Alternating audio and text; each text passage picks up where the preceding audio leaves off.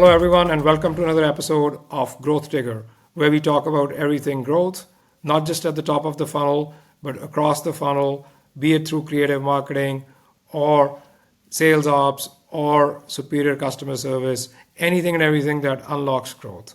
And I am very honored to have Philippa Gamse as my guest today. Philippa has over 20 years of experience helping companies unlock growth through the untapped potential in their websites. And her big forte is analytics and understanding how companies, customers, prospects are engaging with them through the websites, and then making tweaks as well as strategic initiatives that really help them unlock better growth opportunities from the traffic that they are currently getting. So welcome, Philippa, and if I've missed anything in terms of introducing you, please go ahead. No, that sounds great. Thank you very much. Good morning. Good morning to you as well. Thank you. So as I was talking to you earlier, we typically like to talk about examples of things that you have done that you think it was something either unique or it could be run of the mill as well, but something that actually unlocked potential growth.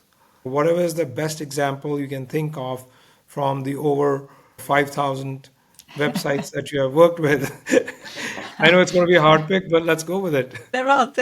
Hopefully there's more than one example. Maybe I can give you a couple of different kinds of Sure. things. There are some things that I find are like the sort of things that are really like the obvious when you realize it, but it just hasn't been seen before.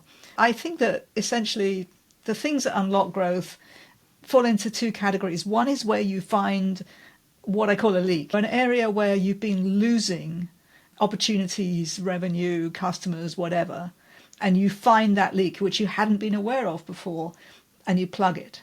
And this is where I love analytics, because there are things that you just can't know without looking at the analytics, right? What Sometimes would people be a say, typical example of a leak? yeah. So that's I was getting to that. Yeah, it's okay. Just to really make the point, that things that you can't know without looking at the analytics, because I know there are still unbelievably people out there who don't necessarily look at the analytics in as much depth as they could. But for example, one of the most useful things you can do with analytics, if you have an e-commerce site or a site with a lot of items or content, is to provide a search engine on the site, so that people can find stuff which is the benefit to the visitor, but what the benefit to you is that you can track those searches. And that What tells people you are an looking awful for. lot about, it's great market research. Just before I get to the unlocking the leak, for example, it can tell you a lot about how your visitors describe your products and services. And in a lot of companies where you're techie based or there's a lot of jargon in your industry, there's a lot of temptation to use that jargon because you're used to it. You know exactly what it means. But the question is, do your visitors know what it means? Because if they don't, you're going to lose them. They're not going to be looking for the keywords that you're optimizing for, right? They're not going to understand what you offer. And so seeing what they're putting into the search engine and as I say, the words that they're using can be very helpful. But for a specific example of plug in a leak, I worked with an engineering components manufacturer. So they sold loads and loads of parts for different types of equipment. And those parts over time either became obsolete and were replaced by a new version, or they changed their names or something. And when we looked at the site search engine for this company, we saw a huge number of lost sales because people were putting in old part numbers or the wrong part number, and the search engine was just coming back and saying, sorry, we haven't got that. And that was it. So then people leave and they go to a competitor to get the part. And then the solution is pretty obvious. It's create a lookup table that maps the old part number onto the new part number or whatever. And boom, your leak is plugged and you're back in business for those parts. It's not necessarily growth from nothing, but it's, as I say, I think plugging leaks is a really important part of that growth. Got it. And secondly, in terms of growth, is seeing new opportunities. So another example, again, it's actually a B2B. I work with B2C and B2B, but I worked with an industrial wax manufacturer, and they were actually very well known internationally. And they made wax, but only for B2B industrial level sales. They'd done a fantastic job with their SEO. And so many people were coming to their website who were consumers looking for small amounts of, for example, beeswax so that they could make candles. That audience is not the buyer of this business. Yep. But again, looking at the traffic and the numbers, and you can see terms that are bringing people to the site, it's quite obvious. And then, of course, they get to the sales page. They look up beeswax. They get to the sales page. It clearly says we only sell this in huge amounts. It's industrial, and they leave. We actually created a whole new little side business. It was a little e-commerce site that sold consumer level amounts of beeswax and duckwax and what have you. It was very simple to run. Basically ran itself. The SEO is already done, effectively, right? And it's not the main business, but it generated a nice little revenue stream on the side that just really didn't need Without much of an effort. It was, And they that just audience was already did. coming to their website and they were looking for it, and it's just, there was no motion to actually encash that. And they may be one or two staff members doing some fulfillment, but it really was just easy, regular income that they didn't really have to do much to get. Great. And if somebody's wanting to analyze their traffic or potential leaks, what is the best way forward? How do you do it, basically? That's a big question. It's loaded. The thing that you have to do is to really understand your own business. And one of the things that I do when I take on a client is the first thing we do is sit down and really figure out, what is this website trying to do? And most people focus on, obviously, get sales or get leads if it's a lead generation site. But and those are the big goals. But there's often lots of other smaller goals along the way. You might be using content in order to engage people or to promote your authority or your expertise. You also want to look at how much you're spending on acquiring visitors, etc. We really want to understand the business and what's supposed to happen on each page. It's one of my mantras, actually, that every page of your site should have its own strategy or should have a clear, defined outcome. Purpose or meaning, basically. Because if you don't drive people around the site and really point them into what you want them to do next as a result of having seen this piece, they won't. Most of them won't. And I've seen this just again and again. And the site people will say, but it's obvious you're supposed to click there. And I say, it's obvious to you because you're very familiar with the site. But most people won't do very much work to figure out what's next. So really looking for what's the flow or what are the desired outcomes. And with that in mind, then we can start saying, okay, is that happening? Is it happening enough? If not, where is it not happening? Where are the leaks? Each site is different. I don't think that there's necessarily a sort of set methodology. It depends what's going on. And there's a lot of site owners seem to have this temptation to measure every single metric under the sun that's possible.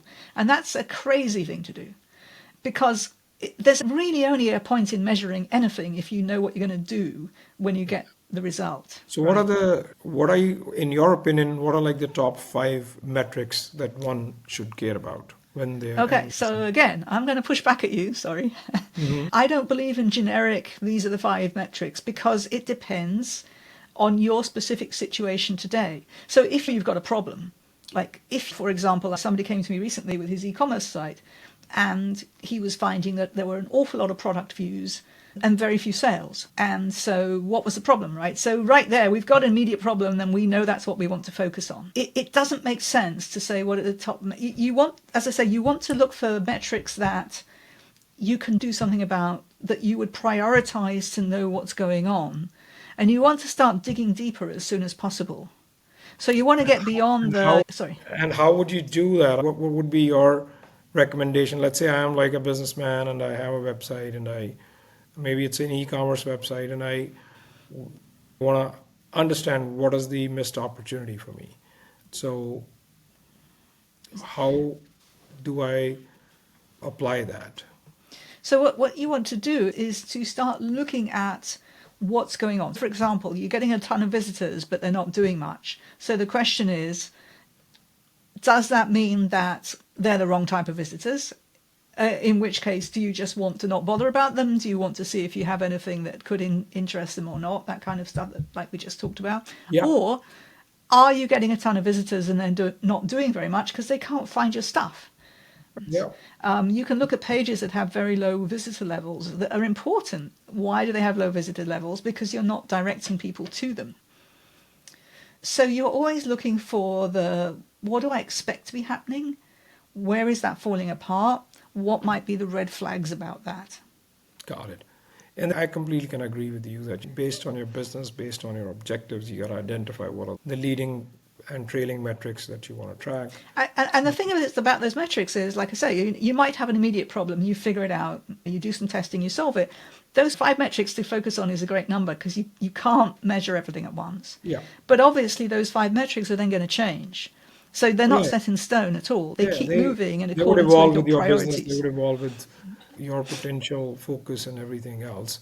And Philippa, I'm sure you're probably seeing this as well.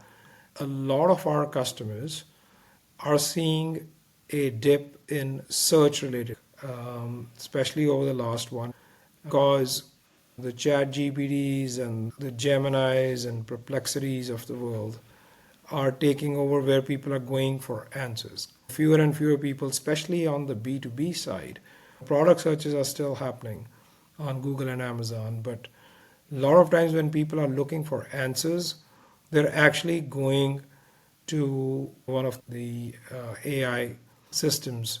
And what it is leading to is we've seen up to 30-40% drop in traffic. So anything that you have worked upon in the AI space, and are you analyzing that, how the trends are? I most recently wrote a little article about how ChatGPT has more searches than Google today.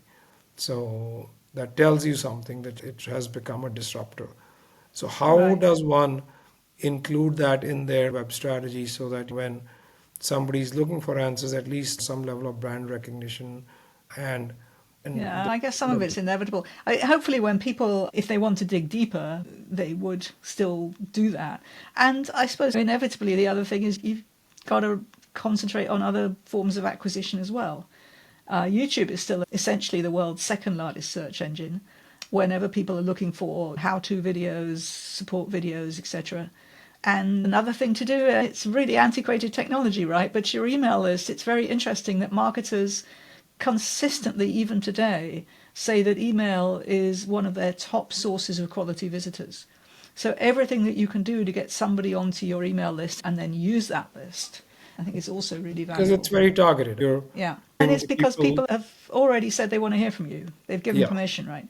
yeah. Even like top of the funnel emails, if you're doing it right, if you are building the right target list, like for example, like salespeople doing outreach, they may not have opted in, but they like research an account, they find the people that they would like to talk to, and then they send them outreach.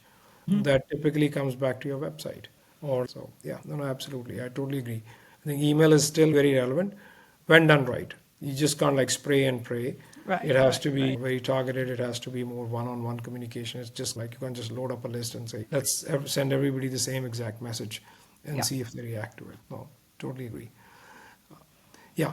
And any advice for small businesses that are wanting to leverage the potential of their websites? What are like the top 3 things, 2 things they can do to enhance the customer experience? And then obviously that results in growth for themselves. I still think that many small businesses are not using analytics to its full potential. For example, I work a lot with Google Analytics, and if you implement Google Analytics, which is still the top analytics package because it's free, etc., if you implement Google Analytics out of the box, as it were, it's not particularly customized, and some of its actual default settings are really quite strange, to say the least. So you're much, much better off to make use of it if you are able to customize it to really, again, reflect what you're trying to do.